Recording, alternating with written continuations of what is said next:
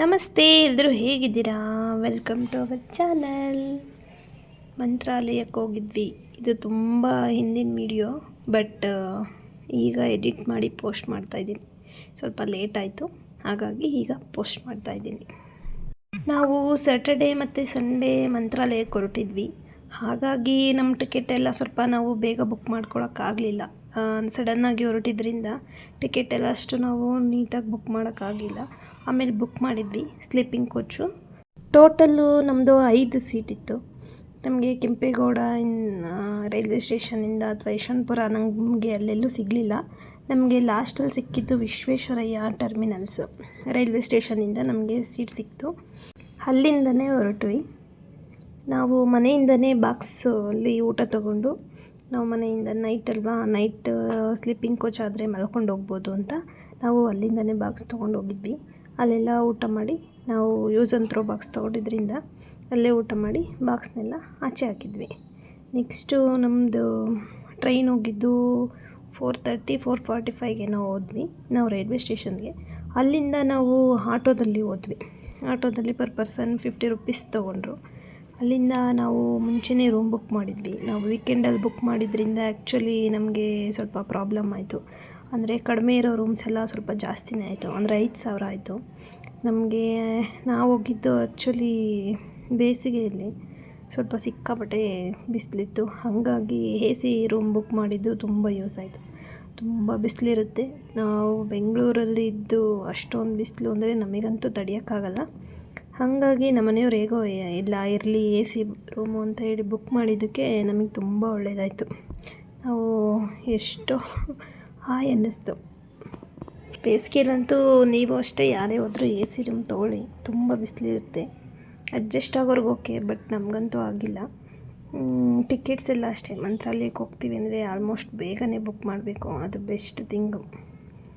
ನಾವಂತೂ ಲೇಟಾಗಿ ಬುಕ್ ಮಾಡಿ ನಮಗೆ ಸ್ವಲ್ಪ ಹಿಂಸೆ ಅನ್ನಿಸ್ತು. ನೆಕ್ಸ್ಟು ಒಂದು ಸ್ವಲ್ಪ ಹೊತ್ತು ರೆಸ್ಟ್ ಮಾಡಿದ್ವಿ. ರೆಸ್ಟ್ ಮಾಡಿ ನಾವು ಫ್ರೆಶಪ್ ಎಲ್ಲ ಆಗಿ ಮತ್ತೆ ಟೆಂಪಲ್ಗೆ ಹೋದ್ವಿ.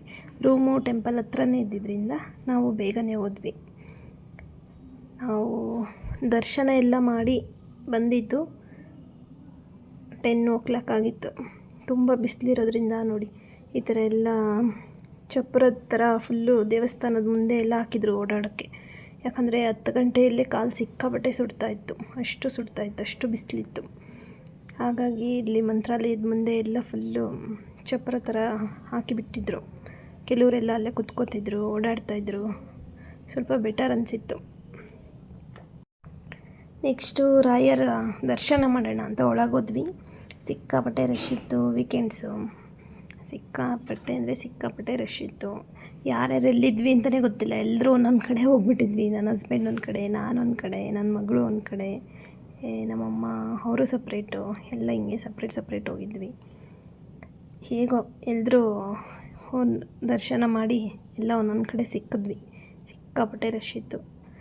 ಆಮೇಲೆ ಕ್ಯೂ ಸಿಸ್ಟಮ್ ಮಾಡಿದ್ರು. ಸ್ವಲ್ಪ ಹೊತ್ತಾದಮೇಲೆ ಒಳಗೆ ಹೋದ್ಮೇಲೆ ಸ್ವಲ್ಪ ಅಷ್ಟೊಂದು ರಶ್ ಅನ್ನಿಸ್ಲಿಲ್ಲ. ಆಚೆ ಇದ್ದಾಗ ನೋಡಿ ಸಿಕ್ಕಾಪಟ್ಟೆ ರಶ್ ಇತ್ತು, ಹೋಗೋದೇ ಕಷ್ಟ ಆಗ್ತಾಯಿತ್ತು. ಒಳಗೆ ಹೋದ್ಮೇಲೆ ಏನು ಅನ್ನಿಸ್ತಿಲ್ಲ. ಆರಾಮಾಗಿ ದರ್ಶನ ಮಾಡೋಕ್ಕೆ ನನಗೆ ಅವಕಾಶ ಕೊಟ್ಟರು ರಾಯರು. ನನ್ನ ಸೈಡಲ್ಲಿ ನಿಲ್ಲಿಸಿ,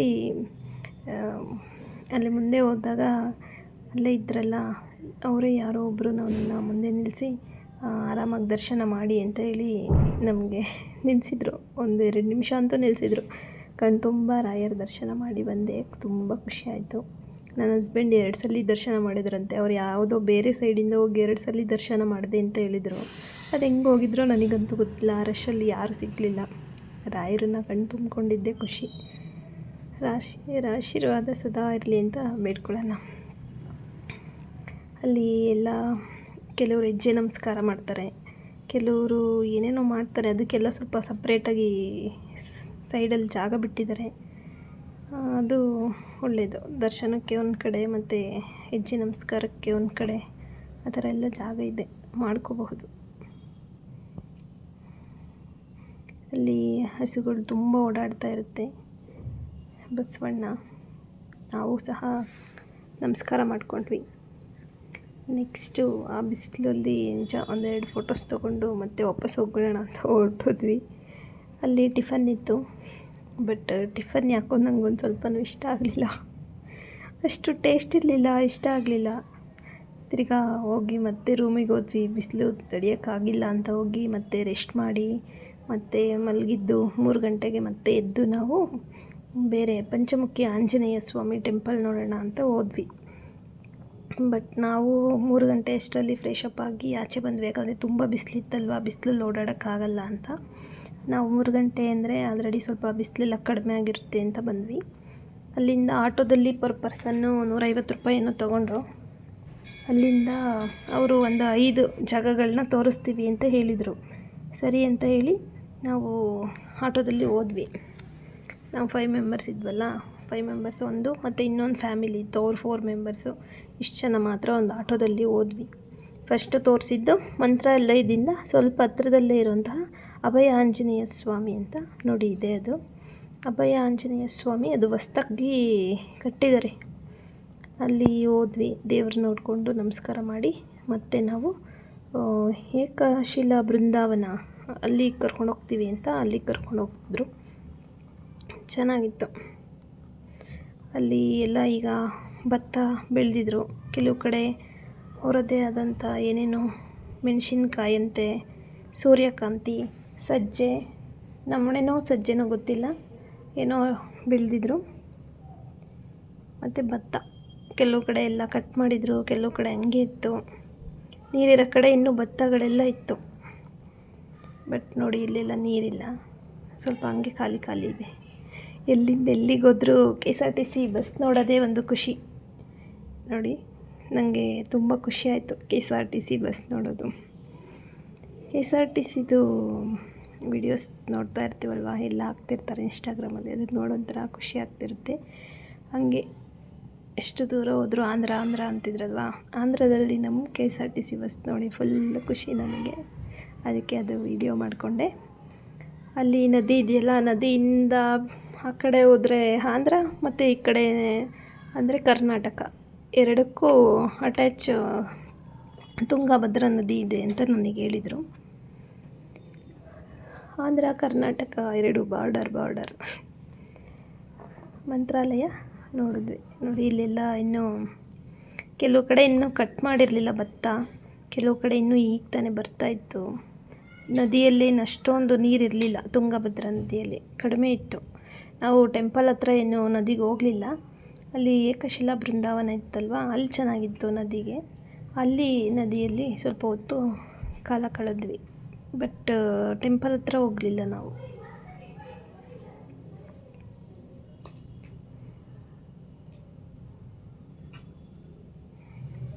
ನೋಡಿ ತುಂಗಭದ್ರಾ ನದಿ ನೀರೆಲ್ಲ ಸ್ವಲ್ಪ ಕಡಿಮೆನೇ ಇದೆ, ಅಷ್ಟೊಂದೇನಿರಲಿಲ್ಲ. ಇಲ್ಲಿ ಜಾಸ್ತಿ ಕಾಣಿಸ್ತಿದೆ, ಬಟ್ ನಾವು ಹೋಗಿದ್ದು ಇದ್ರ ಕಡೆ ಸ್ವಲ್ಪ ಕಡಿಮೆನೇ ಇತ್ತು. ನೀವೇನಾದರೂ ಓನ್ ವೆಹಿಕಲ್ಸ್ ಇದೆ ಅಂದರೆ ಓನ್ ವೆಹಿಕಲ್ಸಲ್ಲಿ ಆರಾಮಾಗಿ ಹೋಗಬಹುದು ಎಲ್ಲ ಕಡೆ. ಬಟ್ ನಾವು ಟ್ರೈನಲ್ಲಿ ಹೋಗಿದ್ದರಿಂದ ನಾವು ಆಟೋದಲ್ಲೇ ಹೋದ್ವಿ. ನಾನು ನನ್ನ ಮಗಳು ಮತ್ತು ನನ್ನ ಹಸ್ಬೆಂಡ್ ಫುಲ್ ಹಿಂದೆ ಕೂತಿದ್ವಿ. ಅದು ಒಂಥರ ಚೆನ್ನಾಗಿತ್ತು. ಹಿಂದೆ ಕೂತ್ಕೊಂಡು ಫುಲ್ಲು ಚೆನ್ನಾಗಿ ಕಾಣಿಸ್ತಿತ್ತು ನೋಡೋಕ್ಕೆಲ್ಲ. ಹಾಗಾಗಿ ವೀಡಿಯೋಸ್ ಎಲ್ಲ ಹಂಗೆ ಕುತ್ಕೊಂಡು ಮಾಡಿಕೊಂಡೆ, ಹಾಗಾಗಿ ಚೆನ್ನಾಗಿತ್ತು, ಇಷ್ಟ ಆಯಿತು. ಮತ್ತು ಅಲ್ಲೆಲ್ಲ ಮಣ್ಣೆಲ್ಲ ಕಪ್ಪು ಮಣ್ಣು, ಕೆಲವು ಕಡೆ ಕೆಂಪು ಮಣ್ಣು, ಕೆಲವು ಕಡೆ ಕಪ್ಪು ಮಣ್ಣು, ಚೆನ್ನಾಗಿತ್ತು. ನೀರಿರೋ ಕಡೆ ಎಲ್ಲ ಬೆಳೆದಿದ್ರು ಭತ್ತ, ಆ ಥರ ಎಲ್ಲ. ನೀರಿಲ್ಲದೆ ಇರೋ ಕಡೆ ಎಲ್ಲ ಕಾಲುವೆಗಳ ಥರ ಮಾಡಿಕೊಂಡು, ಅಲ್ಲಿ ಒಳಗೆಲ್ಲ ಕಾಲುವೆ ಥರ ಮಾಡಿಕೊಂಡು ಒಳಗೆಲ್ಲ ಬೆಳೆ ಬೆಳೆದಿದ್ರು. ಕೆಲವು ಕಡೆ ಅಂತೂ ಭತ್ತದ ರಾಶಿನೇ ಹಾಕಿದ್ರು. ಎಷ್ಟೊಂದು ಭತ್ತ ರಾಶಿ, ರೋಡಲ್ಲೆಲ್ಲ ಬರೀ ಭತ್ತದ ರಾಶಿ. ನೋಡಿ ಫುಲ್ಲು ಖುಷಿ ಆಯಿತು, ತುಂಬ ಇಷ್ಟ ಆಯಿತು. ಬರೀ ನಮ್ಮ ಕಡೆನೇ ನೋಡಿ ಬೇರೆ ಕಡೆನೂ ನೋಡೋದು ಒಂಥರ ಖುಷಿ. ಅದರಲ್ಲಿ ರೈತರ ಮಕ್ಕಳಲ್ವಾ, ನಮಗೊಂಥರ ಅದು ಬೆಳೆ ಏನು ಬೆಳೆದಿದ್ದಾರೆ ಆ ಥರ ನೋಡೋದೇ ಒಂಥರ ಖುಷಿ. ಬೇರೆ ಜನಕ್ಕಿಂತ ಒಂಥರ ಖುಷಿ ಆಯಿತು. ನೋಡಿ ನಾವು ಆಟೋಯಿಂದ ಕೂತಿದ್ವಿ, ಅಷ್ಟೇ ಭಯ ಇತ್ತು, ಬಟ್ ಅಷ್ಟೇ ಚೆನ್ನಾಗಿತ್ತು. ಬಿಸಿಲಂತೂ ಮುಖಕ್ಕೆ ಹೊಡಿತಾ ಇತ್ತು. ಬಿಸಿಲು ಹಿಂದೆಯಿಂದ ಬರ್ತಾಯಿತ್ತು. ಬಟ್ ಚೆನ್ನಾಗಿತ್ತು, ಒಂಥರ ಎಕ್ಸ್ಪೀರಿಯನ್ಸ್ ಚೆನ್ನಾಗಿತ್ತು. ಎಕ್ಸ್ಪೀರಿಯನ್ಸ್ ಮಾತ್ರ ತುಂಬ ಚೆನ್ನಾಗಿತ್ತು, ಇಷ್ಟ ಆಯಿತು.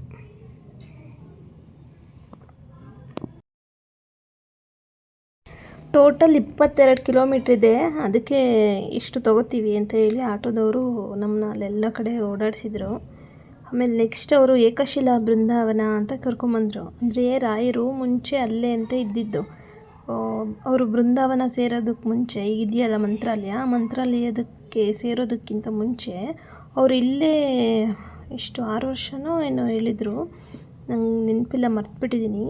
ಬಟ್ ಅಲ್ಲಿ ಮುಂಚೆ ಅಲ್ಲಿದ್ದರಂತೆ, ಅಲ್ಲೆಲ್ಲ ಧ್ಯಾನ ಮಾಡ್ತಾ ಇದ್ದಿದ್ದು, ಮತ್ತು ಅಲ್ಲೇ ಕುತ್ಕೋತಾ ಇದ್ದಿದ್ದು, ಅವ್ರ ಪೂಜೆಗಳನ್ನೆಲ್ಲ ಮಾಡ್ತಾ ಇದ್ದಿದ್ದು. ಅವರು ಸಂಧ್ಯಾ ವಂದನೆ ಆಗಿರ್ಬೋದು, ದೇವರನ್ನ ಪೂಜೆ ಮಾಡೋದಿರ್ಬೋದು, ಎಲ್ಲ ಅಲ್ಲೇ ಅದೇ ಜಾಗದಲ್ಲಿ ಅಂತೆ. ನಾನು ಫಸ್ಟ್ ಟೈಮ್ ಹೋದಾಗೆಲ್ಲ ಇಲ್ಲಿ ಎಲ್ಲ ಪ್ಲೇಸಿಗೆ ನಾನು ಹೋಗಿರಲಿಲ್ಲ. ಫಸ್ಟ್ ಟೈಮ್ ಹೋದಾಗ ಇದೇ ಫಸ್ಟ್ ಟೈಮ್ ನಾನು ಕೂಡ ಇಲ್ಲಿಗೆ ಬಂದಿದ್ದು. ಅಲ್ಲೆಲ್ಲ ನೋಡಿದೆ, ಚೆನ್ನಾಗಿತ್ತು, ಒಂಥರ ತಂಪಾಗಿತ್ತು, ಖುಷಿಯಾಯಿತು. ಅಲ್ಲಿ ಬಿಚ್ಚಾಲಮ್ಮ ದೇವಿ, ಆ ದೇವಿನ ಪೂಜೆ ಮಾಡ್ತಾಯಿದ್ರಂತೆ ರಾಯರು. ಬಿಚ್ಚಾಲಮ್ಮ ದೇವಿನೂ ಕೂಡ ಅಲ್ಲಿದ್ದರು. ಅದು ಮುಂಚೆ ಯಾವ ಥರ ಇತ್ತು, ಮತ್ತು ಆಮೇಲೆ ಈಗ ಚೆನ್ನಾಗಿ ಟೆಂಪಲ್ ಕಟ್ಟಿದ್ದಾರೆ. ಅದು ಫೋಟೋಸ್ ಹಾಕ್ತೀನಿ ನೋಡಿ, ಚೆನ್ನಾಗಿದೆ ನೋಡಿ. ಇದೇ ರಾಯರು ಕುತ್ಕೋತಾ ಇದ್ದಂತಹ ಸ್ಥಳ. ಇಲ್ಲಿ ಪುರೋಹಿತರಿದ್ದರು, ಅವರೇ ಇದರ ಬಗ್ಗೆ ಎಲ್ಲ ಹೇಳ್ತಾರೆ. ಅವ್ರು ಹೇಳ್ತಾ ಇದ್ದರು, ನಾನು ಹಂಗೆ ವೀಡಿಯೋ ಮಾಡ್ಕೊಂಡಿದ್ದೀನಿ. ಈ ವಿಡಿಯೋದಲ್ಲಿ ಹಂಗೆ ಕಂಟಿನ್ಯೂ ಹಾಕ್ತೀನಿ, ಅದನ್ನು ನೀವು ಕೂಡ ಕೇಳಿಸ್ಕೊಳ್ಳಿ. ಇಲ್ಲೆಲ್ಲ ಸಗಣಿಯಿಂದ ಸಾರಿಸಿದ್ದಾರೆ, ಚೆನ್ನಾಗಿತ್ತು. ಇಲ್ಲೆಲ್ಲ ಕ್ಲೀನ್ ಮಾಡ್ತಾಯಿದ್ರು ಒಬ್ರು ಆಂಟಿ. ಸಗಣಿಯಿಂದ ಸಾರಿಸಿ ರಂಗೋಲಿ ಬಿಟ್ಟು ಹಳೆ ಪದ್ಧತಿನೇ ಇಲ್ಲೂ ಯೂಸ್ ಮಾಡ್ತಿದ್ದಾರೆ. ನನಗೆ ತುಂಬ ಖುಷಿ ಆಯಿತು. ರಂಗೋಲಿ ಮುಂಚೆ ಎಲ್ಲ ಮಾಡ್ತಾಯಿದ್ರಲ್ವ ನಮ್ಮಮ್ಮ, ನಮ್ಮ ಅಜ್ಜಿ ಅವರೆಲ್ಲ. ಮುಂಚೆ ಎಲ್ಲ ಸಗಣಿ ಹಾಕಿ ಸಾರಿಸಿ ಅಂಗಳ ಎಲ್ಲ ರಂಗೋಲಿ ಇಟ್ಟು ಒಂಥರ ಚೆನ್ನಾಗಿರ್ತಿತ್ತು. ಅದೇ ಥರ ಅಲ್ಲಿ ಕೂಡ ಇತ್ತು. ನನಗೂ ಖುಷಿ ಆಯಿತು ನೋಡಿ. ಇದೇ ಬಿಚ್ಚಾಲಮ್ಮ ಮುಂಚೆ ಟೆಂಪಲ್ಲು, ಮುಂಚೆ ಈಗಿತ್ತಂತೆ, ಮತ್ತು ಈಗ ಚೆನ್ನಾಗಿ ಕಟ್ಟಿದ್ದಾರೆ ನೋಡಿ. ಈಗ ಈ ಥರ ಇದೆ, ದೇವಸ್ಥಾನ ಎಲ್ಲ ಕಟ್ಟಿದ್ದಾರೆ, ಚೆನ್ನಾಗಿದೆ. ಅಲ್ಲಿ ಎಲ್ಲ ಟೆಂಪಲ್ದು ಅಲ್ಲಿ ಕೂಡ ಹೋಗಿ ನೋಡ್ಕೊಂಡು ಬಂದ್ವಿ. ನೀವು ಹೋದರೆ ಮಂತ್ರಾಲಯಕ್ಕೆ ಹೋದರೆ ಮಿಸ್ ಮಾಡಬೇಡಿ, ಇಲ್ಲೆಲ್ಲ ಒಂದ್ಸಲಿ ಆದರೂ ಹೋಗಿ ನೋಡ್ಕೊಂಬನ್ನಿ, ಚೆನ್ನಾಗಿದೆ ನೋಡಿ. ದೇವಸ್ಥಾನನ ಬಾಳೆಹಣ್ಣು ಮತ್ತು ಬೆಲ್ಲದಲ್ಲಿ ಕಟ್ಟಿದಾರಂತೆ, ನಂಗೆ ಅಷ್ಟು ಗೊತ್ತಿಲ್ಲ. ನೋಡಿ. ಈಗ ಪುರೋಹಿತರು ರಾಯರ ಬಗ್ಗೆ ಹೇಳ್ತಾರೆ. ನಾನು ವಿಡಿಯೋ ಹಾಕ್ತೀನಿ, ಹಾಗೆ ಕೇಳಿಸ್ಕೊಳ್ಳಿ. ಅವ್ರ ಚರಿತ್ರೆ ಹೇಳ್ತಾರೆ, ಕೇಳಿಸ್ಕೊಳ್ಳಿ. ಮಂತ್ರಾಲಯದ ಹಳೆ ಹೆಸರು ಮ್ಯಾಂಚಾಲಯ, ಇವಾಗಿನ ಹೆಸರು ಬಂದು ಮಂತ್ರಾಲಯ ಅಂತ ಆಗಿದೆ. ಪೂಜ್ಯಾಯ ರಾಘವೇಂದ್ರಾಯ ಸತ್ಯ ಧರ್ಮರತಾಯ ಚ ಭಜತಾಂ ಕಲ್ಪವೃಕ್ಷಾಯ ಮಂತ್ರ ಕೇಳಿದಿರಲ್ವಾ? ಆ ಮಂತ್ರ ಬರೆದಿದ್ದು ಮಹಾನುಭಾವರೇ ಅಪರ್ಣಾಚಾರ್ಯ ಅವರು. ಅಪರ್ಣಾಚಾರ್ಯ ಯಾರು ಅಂದರೆ ರಾಘವೇಂದ್ರ ಸ್ವಾಮಿಗಳವರ ಶಿಷ್ಯರು. ಅವರು ಹುಟ್ಟಿದಂತಹ ಊರಿದು. ನೀವು ಬಂದಿದಂತಹ ಈ ಸ್ಥಳ ಮಾಮೂಲಿ ಕ್ಷೇತ್ರ ಅಲ್ಲ. ರಾಘವೇಂದ್ರ ಸ್ವಾಮಿಗಳವರು ಅವರ ಮಂತ್ರಾಲಯಕ್ಕೆ ಹೋಗಿಲ್ಲ ಮುಂಚೆ 13 ವರ್ಷ ಕಾಲ ರಾಯರು ಇದೇ ಕ್ಷೇತ್ರದಲ್ಲಿ ಇದ್ದಿದ್ದು. ಅವರ ಶಿಷ್ಯರ ಅಪರ್ಣಾಚಾರ್ಯ ಅವರ ಜೊತೆಗೆ ಅವರಿಲ್ಲಿ ಇರೋ ಕಾಲದಲ್ಲಿ ನಿಮಗೆ ಎದುರುಗಡೆ ಬೃಂದಾವನ ಕಾಣಿಸಿದ ಎಲ್ಲರಿಗೂ ಇದೇ ಸ್ಥಳದಲ್ಲಿ ಸಾಕ್ಷಾತ್ ಶ್ರೀ ರಾಘವೇಂದ್ರ ಸ್ವಾಮಿಗಳವರು 13 ವರ್ಷ ಕಾಲ ಜಪ ತಪ ಅನುಷ್ಠಾನ ಹೋಮ ಮತ್ತೆ ಹವನಗಳು ಮಾಡಿದಂತಹ ಸ್ಥಳ ಇದು. ರಾಯರು ಜಪ ಮಾಡ್ತಿರುವಂತಹ, ತಪಸ್ಸು ಮಾಡ್ತಿರುವಂತಹ ಸ್ಥಳ ಇದು. Place of meditation place. Raghavendra ಸ್ವಾಮಿಗಳವರಿಗೆ ಪ್ರತಿನಿತ್ಯ ಅವರು ಇಲ್ಲಿ ಊಟ ಮಾಡುವ ಸಮಯದಲ್ಲಿ ಅವರಿಗೆ ತುಂಬ ಇಷ್ಟವಾದ ಅವರ ಫೇವರೆಟ್ ಪದಾರ್ಥ ಬಂದು ಕಡಲೆಬೇಳೆ ಚಟ್ನಿ ಮತ್ತು ಮಸ್ತಿ ಕಡುಬು ಅಂತ ಬರ್ತದೆ. ಮಸ್ತಿ ಕಡುಬು ಅಂದರೆ ನೀವು ಗಣೇಶ ಚತುರ್ಥಿ ಬಂದಾಗ ದೇವರ ನೈವೇದ್ಯಕ್ಕಾಗಿ ಊರಣದ ಕಡುವು ಅಂತ ಮಾಡ್ತೀರಿ. ಊರಣದ ಕಡುವು ರಾಯರಿಗೆ ಫೇವರೆಟ್ ಪದಾರ್ಥ ಇದು. ಅವರ ಶಿಷ್ಯರ ಅಪರ್ಣಾಚಾರ್ಯರು ರಾಯರಿಗೋಸ್ಕರವಾಗಿ ಮಾಡಿಕೊಡ್ತಾ ಇದ್ರು. ಇವಾಗೂ ನೀವು ನೋಡ್ಬೋದು ರಾಘವೇಂದ್ರ ಸ್ವಾಮಿಗಳವರಿಗೆ ಬಳಸ್ತಿರುವಂತಹ ಮರಳಕಲ್ಲು ರುಬ್ಬಗುಂಡು ಅಂತ ಮೇಲ್ಗಡೆ ಬರೆದಿರ್ತಾರೆ. ಹೋಗ್ತಾ ನೋಡ್ಕೊಂಡು ಹೋಗಿ ರಾಘವೇಂದ್ರ ಸ್ವಾಮಿಗಳವರು ಇಲ್ಲಿಂದ ಅವರ ಅಪರ್ಣಾಚಾರ್ಯರಿಗೆ ಶಿಷ್ಯರಿಗೆ ಗೊತ್ತಾಗ್ಲಾರ್ದ ಅವರ ಮಂತ್ರಾಲಯಕ್ಕೆ ಅವರು ಬೃಂದಾವನ ಪ್ರವೇಶ ಆಗ್ಲಿಕ್ಕೆ ಹೋಗ್ಬಿಡ್ತಾರೆ. ಅಪರ್ಣಾಚಾರ್ಯರಿಗೆ ಗೊತ್ತಾದ ಮೇಲೆ ಅವರಿಗೆ ಇಷ್ಟ ಇರಲ್ಲ, ಇಲ್ಲ ಹೇಗೋ ಒಂದು ಮಾಡಿ ರಾಘವೇಂದ್ರ ಸ್ವಾಮಿಗಳವರ ಬೃಂದಾವನವನ್ನು ಅಡ್ಡಿ ಹಾಕಬೇಕು, ನಿಲ್ಲಿಸಬೇಕು ಅಂತ ಬಹುಶಃ ನೀವೆಲ್ಲ ಟಿವಿಸಲ್ಲಿ ನೋಡಿರ್ಬೋದು ಅನ್ಕೊಂತೇನೆ. ಅವರಿಗೆ ಬಿಚ್ಚಾಲಿ ಇಂಥ ಮಂತ್ರಾಲಯಕ್ಕೆ ಹೋಗೋ ಸಂದರ್ಭದಲ್ಲಿ ಅವರಿಗೆ ತುಂಗಾಭದ್ರಾ ನದಿ ಅಡ್ಡಿ ಬಂದುಬಿಡ್ತದೆ. ಅವ್ರೇನ್ ಮಾಡ್ತಾರೆ ಅಂದ್ರೆ ಅವಾಗಿನ ಕಾಲದಲ್ಲಿ ಇಲ್ಲಿ ಇಂಥ ಮಂತ್ರಾಲಯಕ್ಕೆ ಹೋಗ್ಬೇಕು ಅಂದ್ರೆ ಬಸ್ ಇಲ್ಲ, ಗಾಡಿ ಇಲ್ಲ, ಆಟೋ ಇಲ್ಲ. ಶ್ರಾವಣ ಮಾಸ ಮಳೆಗಾಲದಲ್ಲಿ ಶಾರ್ಟ್ ಕಟ್ ಆಗಿ ಹೋಗ್ಬೇಕು ಅಂದ್ರೆ ಈ ನದಿ ಹೇಗೋ ಹೋಗುತ್ತೋ ಹಾಗೆ ಮಂತ್ರಾಲಯ ಬರ್ತದೆ. ಅವ್ರು ಏನ್ ಮಾಡ್ತಾರೆ ಅಂದ್ರೆ ಇಂಥ ಇರುವಂತ ಮಡಿ ವಸ್ತ್ರವನ್ನು ಈ ಹರಿಯೋ ನದಿಯಲ್ಲಿ ಹಾಕಿ ರಾಘವೇಂದ್ರ ಸ್ವಾಮಿಗಳವರನ್ನ ಪ್ರಾರ್ಥನೆ ಮಾಡಿಕೊಂಡು ರಾಘವೇಂದ್ರ ಸ್ವಾಮಿಗಳವರ ಹೆಸರು ಮೇಲೆ ಮಂತ್ರ ಮಾಡಿಬಿಡ್ತಾರೆ. ಅದೇ ಮಂತ್ರನೇ ಈ ಪೂಜ್ಯಾಯ ರಾಘವೇಂದ್ರಾಯ ಸತ್ಯ ಧರ್ಮರತಾಯ ಚ ಶ್ರೀಪೂರ್ಣ ಬೋಧ ಗುರುತೀರ್ಥ ಭಯೋದ್ದೀಪಾರ ಅಂತ ಆ ರಾಘವೇಂದ್ರ ಸ್ವಾಮಿಗಳವರ ಹೆಸರ ಮೇಲೆ ಪೆನ್ ಇಲ್ಲದನೆ ಪೇಪರ್ ಇಲ್ಲದನೆ ಮಂತ್ರ ಮಾಡಿಬಿಡ್ತಾರೆ. ಆ ದುಃಖದಲ್ಲಿ ಆ ಮಂತ್ರ ಹೇಳಿಕೊಂಡು ರಾಘವೇಂದ್ರ ಸ್ವಾಮಿಗಳವರನ್ನ ಪ್ರಾರ್ಥನೆ ಮಾಡಿಕೊಂಡು ಕಣ್ಣೀರಕೊಂಡು ಇದೇ ತುಂಗಾಭದ್ರಾ ನದಿಯಲ್ಲಿ ಕಾಲಿಡ್ತಾರಷ್ಟೇ. ಈ ನದಿಯಲ್ಲಿ ಕಾಲಿಟ್ಟರೆ ಸಾಕು, ಇದೇ ತುಂಗಾಭದ್ರಾ ನದಿನೇ ಅಪ್ಪಣ್ಣಾಚಾರ್ಯಗೆ ರಾಯರಕ್ಕೋಸ್ಕರವಾಗಿ ಮಂತ್ರಾಲಯ ತನಕ ದಾರಿ ಕೊಟ್ಟು ಬಿಡ್ತದೆ. ಈ ನದಿ, ಆ ನದಿ ಇದೇ ತುಂಗಾಭದ್ರಾ ನದಿ. ಇಲ್ಲಿಂದ ಅವರು ಮಂತ್ರಾಲಯಕ್ಕೆ ಹೋಗಷ್ಟಿಗೆ ಶ್ರೀ ರಾಘವೇಂದ್ರ ಸ್ವಾಮಿಗಳವರ ಬೃಂದಾವನ ಕಂಪ್ಲೀಟ್ ಆಗಿ ಅಂದ್ರೆ ಸಂಪೂರ್ಣವಾಗಿ ಮುಗಿದೋಗಿರ್ತದೆ. ಅಷ್ಟೊತ್ತಿಗೆ ಆ ಬೃಂದಾವನ ನೋಡಿದ ತಕ್ಷಣ ಅವರಿಗೆ ಶಿಷ್ಯರಿಗೆ ಅಪ್ಪಣ್ಣಾಚಾರ್ಯಕ್ಕೆ ತಡ್ಕೊಳ್ಳಾರ್ದ ಜೋರು ಅಳುಕುವಂತ ಕಿರಿಚುವಂತ ಬೃಂದಾವನ ಮುಂದೆಗಡೆ ಮಂತ್ರಾಲಯದಲ್ಲಿ ಅವರು ತಲೆ ತಿರುಗಿ ಮೂರ್ಛದಿಂದ ಕೆಳಗಡೆ ಬಿದ್ದು ಬಿಡ್ತಾರೆ. ಅವರ ಬಿದ್ದು ತಕ್ಷಣ ಬೃಂದಾವನ ವೈಬ್ರೇಷನ್ ಆಗಿ ಬೃಂದಾವನ ಒಳಗಿಂತಾನೆ ಒಂದು ಧ್ವನಿ ಬರ್ತದೆ, ಸಾಕ್ಷಿ ಅಯಾಸ್ತೋತ್ರೈಹಿ ಅಂತ ಹೇಳಿ. ಬೃಂದಾವನ ಒಳಗಿಂದನೇ ರಾಘವೇಂದ್ರ ಸ್ವಾಮಿಗಳವರು ಹೇಳ್ತಾರೆ ಅವರ ಶಿಷ್ಯರಿಗೆ, ಅಪ್ಪಣ್ಣಾಚಾರ್ಯಗೆ, ಅಪ್ಪಣ್ಣ ನೀನು ಈ ವಯಸ್ಸಲ್ಲಿ ನನ್ನಕ್ಕೋಸ್ಕರವಾಗಿ ಮಂತ್ರಾಲಯ ತನಕ ಬರಬೇಡ. ನಾನು ನಿನ್ನ ಒಟ್ಟಿಗೆ ಬಿಚ್ಚಾಲೆಯಲ್ಲಿ ಇರಬೇಕಾದ್ರೆ ಅರಳಿ ಮರದ ಕೆಳಗಡೆ ನಾನು ಜಪ ಮಾಡ್ತಿರುವಂತಹ ಕಟ್ಟೆ ಇದೆ, ನಾನು ತಪಸ್ಸು ಮಾಡ್ತಿರುವಂತಹ ಸ್ಥಳದಲ್ಲಿ ನೀನು ಏಕಶಿಲಾ ಬೃಂದಾವನ, ಏಕಶಿಲಾ ಅಂದ್ರೆ ಒಂದೇ ಶಿಲೆ, ಒಂದೇ ಸ್ಟೋನ್ ಅಲ್ಲಿ ನೀನು ಬೃಂದಾವನ ಅಲ್ಲಿ ಕಟ್ಟು, ನೀನು ಬರಬೇಡ, ನಾನೇ ಬಂದು ನಿನಗೆ ಅಲ್ಲೇ ದರ್ಶನ ಕೊಡ್ತೇನೆ ಅಂತ ರಾಘವೇಂದ್ರ ಸ್ವಾಮಿಗಳವರು ಹೇಳಿದಾಗ ಅವರು ಅದೇ ದುಃಖದಲ್ಲಿ ಬಂದು ರಾಘವೇಂದ್ರ ಸ್ವಾಮಿಗಳವರು ಹೇಳಿದ ಹಾಗೆ ಅವರು ಜಪ ಮಾಡ್ತಿರುವಂತಹ ಸ್ಥಳದಲ್ಲಿ ಒಂದೇ ಶಿಲೆಯಲ್ಲಿ ಬೃಂದಾವನ ಪ್ರತಿಷ್ಠಾಪನೆ ಮಾಡಿದ್ರು, ಕಟ್ಟಿದ್ರು. ರಾಘವೇಂದ್ರ ಸ್ವಾಮಿಗಳವರು ಅಪ್ಪಣ್ಣಾಚಾರ್ಯವರಿಗೆ ಜ್ಯೋತಿ ರೂಪದಿಂದ ಇಲ್ಲಿ ದರ್ಶನ ಕೊಟ್ಟಿರುವಂತಹ ಫಸ್ಟ್ ಬೃಂದಾವನ. ಬೃಂದಾವನ ಚೆನ್ನಾಗಿ ಗಮನಿಸಿ ನೋಡಿ, ಒಂದೇ ಶಿಲೆ ಕಾಣಿಸ್ತದೆ. ಈ ತರ ನಿಮಗೆ ಬೃಂದಾವನ ಈ ಕ್ಷೇತ್ರದಲ್ಲಿ ಬಿಟ್ಟರೆ ನಿಮ್ಗೆ ಎಲ್ಲೂ ಸಿಗಲ್ಲ ನೋಡ್ಲಿಕ್ಕೆ. ನೀವು ಬಂದಿದಂತ ಈ ಸ್ಥಳ ಮಾಮೂಲಿ ಕ್ಷೇತ್ರ ಅಲ್ಲ, ತುಂಬಾ ಜಾಗೃತವಾದ ಕ್ಷೇತ್ರ. ಇವಾಗೂ ಸಹ ಬೆಳಿಗ್ಗೆ ಮುಂಜಾನೆ 4 ಮತ್ತೆ 4:15 ಸುಮಾರು ರಾಘವೇಂದ್ರ ಸ್ವಾಮಿಗಳವರು ಮತ್ತೆ ಅಪ್ಪಣ್ಣಾಚಾರ್ಯವರ ಬಂದು ಇವಾಗೂ ಸಹ ಅವರು ಸ್ನಾನ ಮಾಡಿ ಹೋಗ್ತಿರುವಂತ ಪ್ರತೀತಿ ಇದೆ. ಕೆಲವೊಮ್ಮೆ ಅವರ ಕಾಲಜ್ಜಿಗಳು ಬಿದ್ದಿರ್ತವೆ. ಇವಾಗೂ ಅಪ್ಪಣ್ಣಾಚಾರ್ಯವರ ಮನೆತನದವರೇ ಇದ್ದಾರೆ. ಇವಾಗಿರೋರು ಬಂದು ಅಪ್ಪಣ್ಣಾಚಾರ್ಯವರ 6th ಜನರೇಷನ್ ಅಂತ ಕರೀತೇವೆ. 6th ಅಂದ್ರೆ 6ನೇ ಜನರೇಷನ್ ಅಂತ. ಅವರಲ್ಲಿ ವಿಶೇಷವಾಗಿ ನೀವೇ ಚೆನ್ನಾಗಿ ಗಮನಿಸಿ ನೋಡಿ, ನೀವೆಲ್ಲಿ ನೋಡಿದ್ರು ಕೂಡ ಈ ಕ್ಷೇತ್ರದಲ್ಲಿ ನೀವೆಲ್ಲಿ ನೋಡಿದ್ರು ನಾಗಪ್ಪ ಶಿಲೆಗಳ ಜಗ್ಗಿ ಕಾಣಿಸುತ್ತೆ. ಇದೆಲ್ಲ ನಾಗಲೋಕ ಅಂತ ಕರೆಯೋದು. ನಿಮ್ಮ ಕುಟುಂಬದಲ್ಲಿ ಯಾರಿಗಾನ ಆರೋಗ್ಯ ಸಮಸ್ಯೆ ಇತ್ತು ಅಂದ್ರೆ ನಿಮ್ಮ ಮಕ್ಕಳ ಆಯುಷ್ಯ, ಆರೋಗ್ಯ, ಮಕ್ಕಳ ಎಜುಕೇಶನ್ ಪರವಾಗಿ, ಮಕ್ಕಳ ಜಾಬ್ ಆಗಲಿ, ಮಕ್ಕಳ ಪ್ರಮೋಷನ್ ಆಗಲಿ, ಮನೆ ಹೊರಗಡೆ ಆಫೀಸ್ ದುಡ್ಡು, ಉದ್ಯೋಗದಲ್ಲಿ, ವ್ಯಾಪಾರದಲ್ಲಿ, ಫೈನಾನ್ಸ್ ಆಗಲಿ, finance to recovery, court case ಆಗಲಿ, ಸ್ಕಿನ್ ಡಿಸೀಸ್ ಆಗಲಿ, ಚರ್ಮ ರೋಗ, ನಿಮ್ಮ ಕುಟುಂಬದಲ್ಲಿ ಯಾರಿಗಾನ ಮದುವೆ ಆಗಿಲ್ಲ, ಮ್ಯಾರೇಜ್ ಪರ್ಪಸ್ ಆಗಲಿ, ಮದುವೆಯಾಗಿ ಎಷ್ಟು ವರ್ಷ ಆಯಿತು ಇನ್ನ ಮಕ್ಕಳಾಗಿಲ್ಲ, ಸಂತಾನ, ನಾಗದೋಷ, ಬ್ಲ್ಯಾಕ್ ಮ್ಯಾಜಿಕ್ ಪರವಾಗಿ, ಶತ್ರು ದೋಷ ನಿವಾರಣೆ ಪರವಾಗಿ ಈ ಕ್ಷೇತ್ರದಲ್ಲಿ ಅದಕ್ಕೋಸ್ಕರವಾಗಿ ಪ್ರತಿ ತಿಂಗಳ ಕೊನೆಯ ಭಾನುವಾರ ಬರುತ್ತಲ್ವಾ, ವೀಕೆಂಡ್ ಸಂಡೇ, ಅವತ್ತನೇ ದಿವಸ ಇಲ್ಲಿ ಹೋಮಗಳಾಗುತ್ತೆ. ಸುದರ್ಶನ ಹೋಮ, ನವಗ್ರಹ ಹೋಮ, ಧನ್ವಂತರಿ ಹೋಮ, ಮೃತ್ಯುಂಜಯ ಹೋಮ, ಪೌಮಾನ ಹೋಮ, ರಾಯರ ಅಷ್ಟಾಕ್ಷರ ಹೋಮ ಜಪ ನಡೀತದೆ. ಈ ಕ್ಷೇತ್ರದಲ್ಲಿ ಪ್ರತಿನಿತ್ಯನೂ ರಾಯರಿಗೆ ಪಂಚಾಮೃತ ಅಭಿಷೇಕ, ಅಷ್ಟೋತ್ತರ ಸದಸೇವ. ಇಲ್ಲಿ ಬಂದಂತ ಭಕ್ತಾದಿಗಳ ಪರವಾಗಿ 1,000 ಇಂತ ಹಿಡಿದು 1,2,000, 5,000 ಜನಕ್ಕೂ ಮೇಲೆ ಪ್ರತಿನಿತ್ಯ ನಾವಿಲ್ಲಿ ಅನ್ನದಾನ ಸೇವಾ, ದಾಸೋಹ ಸೇವೆ ಅಂತ ಮಾಡಿಸ್ತಾ ಇದ್ದೇವೆ. ನಮ್ಮ ಕುಟುಂಬದ ಪರವಾಗಿ ನಾವು ರಾಯರ ಕ್ಷೇತ್ರದಲ್ಲಿ ಬಂದಾಗ ನಮ್ಮ ತಂದೆ ತಾಯಿ ಹೆಸರ ಮೇಲೆ, ನಮ್ಮ ಮಕ್ಕಳ ಹೆಸರ ಮೇಲೆ ಗುರು ರಾಯರ ಸೇವೆಗಳು ಮಾಡಿಸ್ಬೇಕು. ಅಥವಾ ಈ ಜಗತ್ತಲ್ಲಿ ಎಲ್ಲ ನೋಡಿ ಕೇಳಿಸ್ಕೊಂಡ್ರಲ್ವಾ, ನನಗೂ ಖುಷಿ ಆಯಿತು. ಅದು ನನಗೆ ವಿಡಿಯೋ ಮಾಡ್ಕೊಂಡಿದ್ದೆ, ಅದೇ ಥರ ಈ ವಿಡಿಯೋಗೂ ಕೂಡ ಅದನ್ನೇ ಹಾಕಿದೆ. ನೀವು ರಾಯರ ಬಗ್ಗೆ ಕೇಳಿಸ್ಕೊಳ್ಳಿ, ಒಂಥರ ಖುಷಿಯಾಗುತ್ತೆ ಗೊತ್ತಿಲ್ಲದೆ ಇರೋವಂಥ ವಿಷಯಗಳನ್ನು ತಿಳ್ಕೊಳ್ಳೋಕ್ಕೆ. ನನಗೂ ಖುಷಿ ಆಯಿತು. ನೆಕ್ಸ್ಟ್ ಅಲ್ಲೇ ಹತ್ರದಲ್ಲೇ ಇತ್ತು ಇದು ನದಿ, ಚೆನ್ನಾಗಿತ್ತು. ಇಲ್ಲೆಲ್ಲ ನೀರೆಲ್ಲ ಕ್ಲೀನಾಗಿತ್ತು. ಹಾಗಾಗಿ ಇಲ್ಲಿ ನನ್ನ ಮಗಳು ನಾವು ಎಲ್ಲ ಒಂದು ಸ್ವಲ್ಪ ಹೊತ್ತು ಆಟ ಆಡಿಕೊಂಡು ಬಂದ್ವಿ. ಇಲ್ಲಿಂದ ನೆಕ್ಸ್ಟು ಅಪ್ಪಣ್ಣಾಚಾರ್ಯರ ಮನೆಗೆ ಕರ್ಕೊಂಡೋದ್ರು. ಅಲ್ಲೇ ಸ್ವಲ್ಪ ಅಲ್ಲೇ ಹತ್ರದಲ್ಲೇ ಇತ್ತು. ಅಪ್ಪಣ್ಣಾಚಾರ್ಯರು ರಾಯರ ಶಿಷ್ಯರಂತೆ. ಅಲ್ಲಿ ಅವ್ರ ಮನೆಗೆ ಕರ್ಕೊಂಡೋಗಿದ್ರು ನಮಗೆ. ನಾವು ಅವ್ರ ಮನೆಗೆಲ್ಲ ಹೋಗಿದ್ವಿ. ಅಲ್ಲಿ ಅಷ್ಟೇ ಒಳಗಡೆ ಅವ್ರು ಪೂಜೆ ಮಾಡ್ತಿದ್ದ ಜಾಗದಲ್ಲಿ ಒಂದು ನಾಗರು ಇತ್ತು. ಅಲ್ಲಿ ಪೂಜೆ ಮಾಡ್ತಿದ್ರು. ಅಲ್ಲಿಗೆ ಹೋಗಿ ಕೈ ಮುಟ್ಕೊಂಡು ಬಂದ್ವಿ.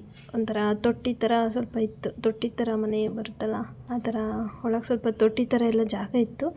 ಬಟ್ ನಾನು ಅದು ವೀಡಿಯೋ ಮಾಡಲಿಲ್ಲ. ಅಲ್ಲೂ ಅಷ್ಟೇ ಸಗಣಿಯಿಂದ ಸಾರಿಸಿ ತೊಟ್ಟಿ ಥರ ಇತ್ತು, ಅದರೊಳಗೆ ಎಲ್ಲ ಸಾರಿಸಿ ಅದರೊಳಗೆಲ್ಲ ಕೆಲವರೆಲ್ಲ ಕಾಯಿನ್ ಹಾಕ್ತಿದ್ರು. ನಂಗೆ ಗೊತ್ತಿಲ್ಲ, ನಾನು ಅದು ವೀಡಿಯೋ ಮಾಡಲಿಲ್ಲ ಅಷ್ಟೇ. ನಾವು ಮನೆ ನೋಡಿಕೊಂಡು ನೆಕ್ಸ್ಟು ಪಂಚಮುಖಿ ಆಂಜನೇಯ ಸ್ವಾಮಿಗೆ ಹೊರಟ್ವಿ. ಅಲ್ಲಿಂದ ಸ್ವಲ್ಪ ಸಿಕ್ಕಾಪಟ್ಟೆ ದೂರನೇ ಇತ್ತಪ್ಪ. ಎಷ್ಟು ಕಿಲೋಮೀಟ್ರ್ ಅಂತ ನಂಗೆ ಗೊತ್ತಿಲ್ಲ, ನಾನು ಮರ್ತುಬಿಟ್ಟಿದ್ದೀನಿ. ಇತ್ತು ನೋಡಿ. ಇಲ್ಲಂತೂ ಆಂಜನೇಯ ಸ್ವಾಮಿಗೆ ಹೋಗ್ತಾ ಫುಲ್ಲು ಬರೀ ಕಲ್ಲು ಬೆಟ್ಟಗಳೇ ನೋಡಿ. ಅಲ್ಲೆಲ್ಲ ಕಾಣಿಸುತ್ತೆ, ಬರೀ ಕಲ್ಲು ಬೆಟ್ಟಗಳೇ ಇದ್ದಿದ್ದು. ಎಷ್ಟಿದೆಯೋ ಬರೀ ಕಲ್ಲಿನ ಬೆಟ್ಟನೇ. ಅದೆಷ್ಟಿಷ್ಟಪ್ಪ ಕಲ್ಲುಗಳಿಂದ ಸೇರಿ ಬೆಟ್ಟ ಥರ ಆಗಿದೆ. ಬೆಟ್ಟ ಅಂದರೆ ತುಂಬ ಏನಿಲ್ಲ, ಚಿಕ್ಕದಾಗಿ ನೋಡಿದ್ವಿ, ಖುಷಿ ಆಯಿತು. ನೋಡಿ ಇಲ್ಲೆಲ್ಲ ಫುಲ್ಲು ರೋಡ್ ಸೈಡಲ್ಲೆಲ್ಲ ಕೆಲವು ಕಡೆ ಎಲ್ಲ ಬರೀ ಭತ್ತಗಳನ್ನು ರಾಶಿ ಹಾಕಿ ಎಲ್ಲ ಬೆಳೆದವರೆಲ್ಲ ರೈತರುಗಳು ಅಲ್ಲೆಲ್ಲ ಒಣಗಿಸಿ ಒಳಗಾಕ್ತಿದ್ರು. ಚೆನ್ನಾಗಿತ್ತು ನೋಡಿ. ಇದೇ ಆಂಜನೇಯ ಸ್ವಾಮಿ ಟೆಂಪಲ್ಲು. ಅಲ್ಲಿ ಸ್ವಲ್ಪ ಕ್ಯೂ ಇತ್ತು, ಅಲ್ಲಿನೂ ಅಷ್ಟೇ. ಹೋಗಿ ದೇವರಿಗೆ ಪೂಜೆ ಮಾಡಿಸ್ಕೊಂಡು ದೇವರನ್ನ ನೋಡಿಕೊಂಡು ಬಂದ್ವಿ. ನೆಕ್ಸ್ಟು ಅದರ ಹಿಂದೆ ಎಲ್ಲ ಇತ್ತು ಆಂಜನೇಯ ಸ್ವಾಮಿ. ಇದು ಅವ್ರು ಏನು ಮಾಡ್ತಾಯಿದ್ರು, ಅವರು ಮಲ್ಕೊಳ್ಳೋ ಜಾಗ ಯಾವುದು, ಅವ್ರ ತಲೆದಿಂಬು ಹಾಸಿಗೆ, ಮತ್ತು ಅವರು ಪುಷ್ಪಕ ವಿಮಾನ ಅಂತ ಎಲ್ಲ ಇತ್ತು ನೋಡಿ. ಇದು ಆಂಜನೇಯ ಸ್ವಾಮಿಯವರ ಪಾದ, ಅದು ಪಾದನೂ ಸಿಕ್ತು. ಅದನ್ನು ನೋಡಿಕೊಂಡು ನಾವು ಆಚೆ ಬಂದಿದ್ವಲ್ವ. ನೋಡಿ ಇದು ಬರೀ ಕಲ್ಲು ಬಂಡೆಗಳು, ದಪ್ಪ ಬಂಡೆಗಳು ಆಂಜನೇಯ ಸ್ವಾಮಿ ಸುತ್ತ. ನಮಗಂತೂ ನಿಜನಾ ಇದು ಅಂತ ಒಂಥರ ಅನುಮಾನನೇ ಅನ್ನಿಸ್ತು. ಬಟ್ ಎಷ್ಟು ಚೆನ್ನಾಗಿದೆ ಅಂದರೆ ಅವಾಗ ಅಂದ್ಕೊಂಡ್ವಿ ಆಂಜನೇಯ ಸ್ವಾಮಿನೇ ಎಲ್ಲ ಹೆಂಗೆ ಬೇಕು ಹಂಗೆ ಮಾಡ್ಕೊಂಬಿಟ್ಟಿದ್ದಾರೆ ಅಂತ. ಆ ಥರ ಖುಷಿ ಆಯಿತು ನೋಡಿ. ಇದು ಪುಷ್ಪಕ ವಿಮಾನ ಅಂತೆ ಆಂಜನೇಯ ಸ್ವಾಮಿದು. ಅಲ್ಲೆಲ್ಲ ಬರೆದಿದ್ದಾರೆ, ನೋಟಿಸ್ ಮಾಡಿದ್ದಾರೆ.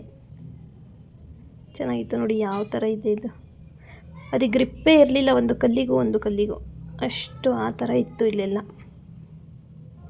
ನೋಡಿ. ಹಾಸಿಗೆ ಅಂತೆ, ದಿಂಬಂತೆ, ಇದು ಹಾಸಿಗೆ ದಿಂಬಂತೆ ನೋಡಿ. ಇಲ್ಲಿ ಆಂಜನೇಯ ಸ್ವಾಮಿ ಇದು ಪುಷ್ಪಕ ವಿಮಾನ ನೋಡ್ತಿದ್ವಿ, ಅದ್ರ ಮೇಲೊಂದು ಆಂಜನೇಯ ಬೇರೆ ಕೂತಿತ್ತು.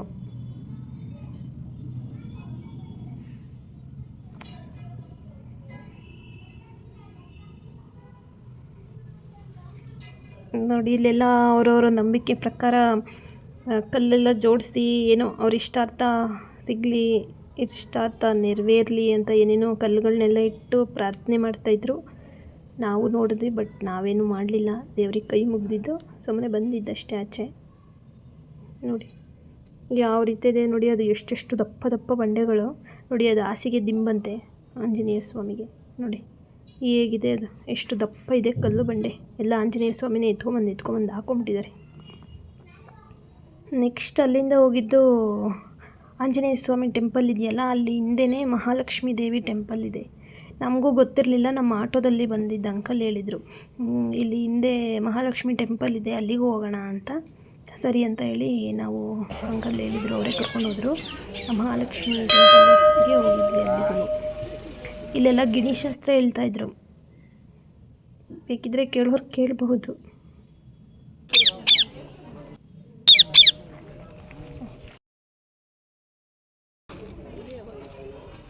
ನಮ್ಮ ಆಂಜನೇಯ ಸ್ವಾಮಿನೇ ಕೂತ್ಬಿಟ್ಟವ್ರೆ ನೋಡಿ.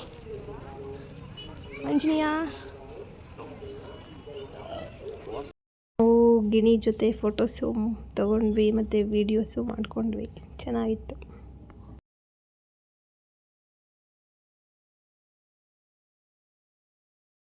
ನೋಡಿ ಆಲ್ರೆಡಿ ಟೈಮ್ ಆಗಿದ್ದರಿಂದ ಸೂರ್ಯ ನೋಡಿ ಎಷ್ಟು ಚೆನ್ನಾಗಿ ಕಾಣಿಸ್ತಿದೆ ಕೆಂಪಗೆ ಅಂತ. ನೋಡಿ ಅಲ್ಲಿ ಹಸುಗಳೆಲ್ಲ ಪುಟ್ಟದಾಗಿ ಚೆನ್ನಾಗಿತ್ತು. ಇದನ್ನೇ ವ್ಯವಸಾಯಕ್ಕೂ ಅಲ್ಲಿ ಯೂಸ್ ಮಾಡ್ತಾರೆ. ನಾನು ಅಲ್ಲಿ ಬರ್ತಾ ರೋಡಲ್ಲೆಲ್ಲ ಎಷ್ಟೊಂದು ಜನನ ನೋಡಿದೆ. ಹಸುಗಳನ್ನೆಲ್ಲ ಕರ್ಕೊಂಡು ಹೋಗ್ತಾಯಿದ್ರು, ಇದರಲ್ಲೇ ವ್ಯವಸಾಯ ಎಲ್ಲ ಮಾಡಿಸ್ತಾಯಿದ್ರು. ಚೆನ್ನಾಗಿತ್ತು ಹಸುಗಳು. ನಮ್ಮ ಕಡೆ ಥರ ಹಸು ಎಲ್ಲ ಬೇರೆ ಥರ ಇತ್ತು, ಚೆನ್ನಾಗಿತ್ತದು.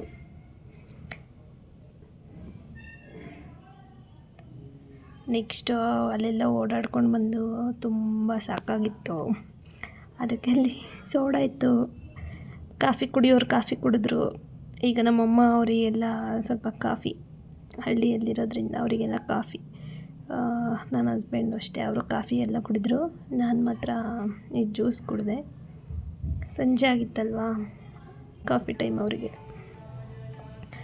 ನೈಟಲ್ಲಿ ರಾಘವೇಂದ್ರ ಸ್ವಾಮಿ ಟೆಂಪಲ್ ನೋಡೋಕ್ಕೆ ಸಖತ್ತಾಗಿತ್ತು. ಈಗ ಆಚೆನೂ ಅಷ್ಟೇ, ಒಳಗೆ ಮಾತ್ರ ಇತ್ತು ಅವಾಗ ಕಲ್ಲರು. ಈಗ ಆಚೆನೂ ಕೆಲವೆಲ್ಲ ಬಿಲ್ಡಿಂಗ್ಸ್ ಇದ್ದು ಅವನ್ನೆಲ್ಲ ಒಡೆದಾಕಿ ಮತ್ತೆ ಅಲ್ಲಿ ಎಲ್ಲ ಚೆನ್ನಾಗಿ ಮಾಡಿದ್ದಾರೆ. ಅಲ್ಲಿ ಅಷ್ಟೇ ಇದೇ ಥರ ಪೇಂಟಿಂಗ್ಸು ಆ ಥರ ಎಲ್ಲ ಮಾಡಿ ಚೆನ್ನಾಗಿತ್ತು. ನಾನು ಬೆಳಗ್ಗೆ ಬಿಸಿಲಿದ್ದರಿಂದ ನಾನು ಬೇಗ ಫ್ರೆಶ್ ಆಗಿ ದೇವರಿಗೆ ಹೋಗ್ಬಿಟ್ವಿ. ಹೂವು ಮುಟ್ಕೋಬೇಕಂತ ಆಸೆ ಆಗಿತ್ತು. ತಿರ್ಗಿ ಅದಕ್ಕೆ ಸಂಜೆನೂ ಇಟ್ಟಿದ್ರಲ್ವ, ಸಂಜೆಯಲ್ಲೇ ನಾವು ಹೂವು ಎಲ್ಲ ಮುಟ್ಕೊಂಡು ಮತ್ತು ಗಂಧದ ಬಟ್ಟೆ ಇಡಿಸ್ಕೋತಾರಲ್ವ ಅದನ್ನಷ್ಟೇ, ಅಲ್ಲೇ ಗಂಧದ ಬಟ್ಟೆ ಎಲ್ಲ ಇಟ್ಕೊಂಡ್ವಿ. ಚೆನ್ನಾಗಿತ್ತು. ಅಲ್ಲಿ ಆಮೇಲೆಲ್ಲ ಸ್ವಲ್ಪ ಫೋಟೋಸ್ ಎಲ್ಲ ತೊಗೊಂಡ್ವಿ. ಅಲ್ಲೇ ರಾಯರ ಮಠದ ಹತ್ರನೇ ಸ್ವಲ್ಪ ಹೊತ್ತು ಕೂತಿದ್ವಿ. ಒಂಥರ ಅನ್ನಿಸ್ತು, ಒಂಥರ ಒನ್ ಡೇ ಚೆನ್ನಾಗಿತ್ತು. ನೆಕ್ಸ್ಟು ನಾವು ಶಾಪಿಂಗ್ ಮಾಡಿದ್ವಿ. ನಮ್ಗೆ ಏನೇನು ಇಷ್ಟ ಆಗುತ್ತೋ ಅದೆಲ್ಲ ನಮ್ಮ ಅವರೆಲ್ಲ ಫೋಟೋಸ್ ತೊಗೊಂಡ್ರು. ಫೋಟೋಸು ಮತ್ತು ನಂಗೆ ಇಲ್ಲಿ ಸಿಕ್ಕಾಪಟ್ಟೆ ಇಷ್ಟ ಅಂದರೆ ಬದನೆಕಾಯಿ ಬಜ್ಜಿ ಮಾಡ್ತಾರೆ, ಸಿಕ್ಕಾಪಟ್ಟೆ ಚೆನ್ನಾಗಿರುತ್ತೆ. ನಮ್ಮಮ್ಮ ಎಲ್ಲ ಬೇಡ ಅಂತಿದ್ರು, ತಂದಮೇಲೆ ಎಲ್ಲರೂ ಇನ್ನೊಂದ್ಸಲಿ ಅಂತ ಎಲ್ಲ ಮತ್ತೆ ತರಿಸ್ಕೊಂಡು ತಿಂದರು. ಚೆನ್ನಾಗಿತ್ತು.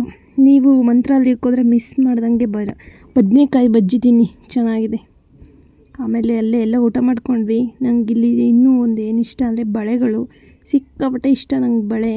ನಾನು ಎಷ್ಟೊಂದು ಬಳೆ ತೊಗೊಂಡೆ, ಹತ್ತತ್ರ 2,500ವರೆಗೂ ನಾನು ಬಳೆಗಳು ತೊಗೊಂಡೆ. ನಂಗೆ ಸಿಕ್ಕಾಪಟ್ಟೆ ಇಷ್ಟ ಬಳೆಗಳಲ್ಲಿ. ನಾನು ನನ್ನ ಸ್ಯಾರಿ ಮ್ಯಾಚಿಂಗ್ ಆಗೋದು ಥರ ಫೋಟೋಸ್ ಎಲ್ಲ ತೋರಿಸಿ ನಾನು ಬಳೆಗಳು ತೊಗೊಂಡೆ. ಬಳೆಗಳು, ಕ್ಲಿಪ್ಸು, ಏನೋ ಕೆಲವೊಂದೆಲ್ಲ ಇಷ್ಟ ಆಗಿದ್ದ ನಾನು ತೊಗೊಂಡೆ. ಇಷ್ಟ ಆಯಿತು. ನಿಮಗೇನಾದರೂ ಈ ವಿಡಿಯೋ ಇಷ್ಟ ಆಯಿತು ಅಂದರೆ ಲೈಕ್, ಶೇರ್ ಆ್ಯಂಡ್ ಸಬ್ಸ್ಕ್ರೈಬ್ ಮಾಡಿ. ಮತ್ತು ನಾವು ನೈಟು ಬಂದ್ವಿ, ತುಂಬ ರಶ್ ಇತ್ತು. ನಮ್ಮ ಟಿಕೆಟ್ ಕೂಡ ಮಿಸ್ ಆಗೋಗ್ಬಿಡ್ತು, ಅಂದರೆ ಟಿಕೆಟು ಕ್ಯಾನ್ಸಲ್ ಆಗಿಬಿಡ್ತು ಬರುವಾಗ. ಸಿಕ್ಕಾಪಟ್ಟೆ ರಶ್ ಇತ್ತು. ಅಯ್ಯೋ, ನಾವು 2 ಟ್ರೈನು ಮಿಸ್ ಮಾಡಿ ಮತ್ತೆ ಇನ್ನೊಂದು ಟ್ರೈನಿಗೆ ಬಂದಿದ್ದು ನಾವು. 2 ಟ್ರೈನ್ ಬಿಟ್ವಿ. ಇನ್ನೊಂದು ಟ್ರೈನು ನಾವು ಟಿಕೆಟ್ ತೊಗೊಳ್ಳುವಾಗ ಅಲ್ಲಿದ್ರಲ್ವ ರೈಲ್ವೆ ಸ್ಟೇಷನಲ್ಲಿ ಆಫೀಸರ್ ಆದರೆ ಸರ್ಗಳಿದ್ರಲ್ಲ ಅವರೇ ಹೇಳ್ಬಿಟ್ರು, ಬೇಡ ಮಗು ಇದೆ, ನೀವು ತುಂಬ ರಶ್ ಇರುತ್ತೆ, ನೀವು ಹೋಗುವಾಗ ಟಿಕೆಟ್ ಮಿಸ್ ಆಗಿದೆ ಅಂತೀರಾ. ನಮಗೆ ಜನರಲ್ ಸೀಟ್ ಸಿಕ್ಬಿಡ್ತು. ಸಿಕ್ಕಾಪಟ್ಟೆ ರಶ್ ಇತ್ತು, ವೀಕೆಂಡ್ಸ್ ಬೇರೆ. ಮುಂಚೆಯಿಂದನೇ ಟ್ರೈನು ಫಿಲ್ ಆಗಿಬಿಟ್ಟಿತ್ತು, ಆ ಥರ ಇತ್ತು. ಹಾಗಾಗಿ ಅವರು ಹೇಳಿದರು, ಬೇಡ ನೀವು ಹೋಗಬೇಡಿ, ಇನ್ನೊಂದು ಟ್ರೈನ್ಗೆ ಹೋಗಿ ಇಷ್ಟೊತ್ತಿಗೆ ಅಂತ ಹೇಳಿ 2:45 ಟ್ರೈನ್ ಬಂತು. 2 ಟ್ರೈನ್ ಬಿಟ್ಟು 3ನೇ ಟ್ರೈನ್ಗೆ ಹತ್ಕೊಂಡ್ವಿ. ಅದು ಸಿಕ್ಕಾಪಟ್ಟೆ ರಶ್ ಇತ್ತು. ಯಪ್ಪ, ನಿಜ ಟಿಕೆಟ್ ಇಲ್ಲದೆ ಮಾತ್ರ ಟ್ರೈನ್ಗೆ ಹೋಗಬಾರ್ದು ಅಂತ ಸಖತ್ ಬೇಜಾರಾಗಿ ಹೋಗ್ಬಿಡ್ತು. ನಾವು ಬೆಳಗ್ಗೆ ಯಶವಂತಪುರ ರೈಲ್ವೆ ಸ್ಟೇಷನಿಗೆ ಬಂದ್ವಿ. ಕರೆಕ್ಟಾಗಿ 9 ಗಂಟೆ ನಾವು ರೈಲ್ವೆ ಸ್ಟೇಷನಿಗೆ ಬಂದಾಗ. ಮತ್ತು ಅಲ್ಲಿಂದ ವಾಪಸ್ಸು ಮನೆಗೆ ಬಂದ್ವಿ. ಸಿಕ್ಕಾಪಟ್ಟೆ ಟಯರ್ಡ್ ಆಗಿತ್ತು. Okay, thanks for watching. ನಮ್ಮ ಚಾನಲ್ನ ಲೈಕ್, ಶೇರ್, ಸಬ್ಸ್ಕ್ರೈಬ್ ಮಾಡಿ. Thank you.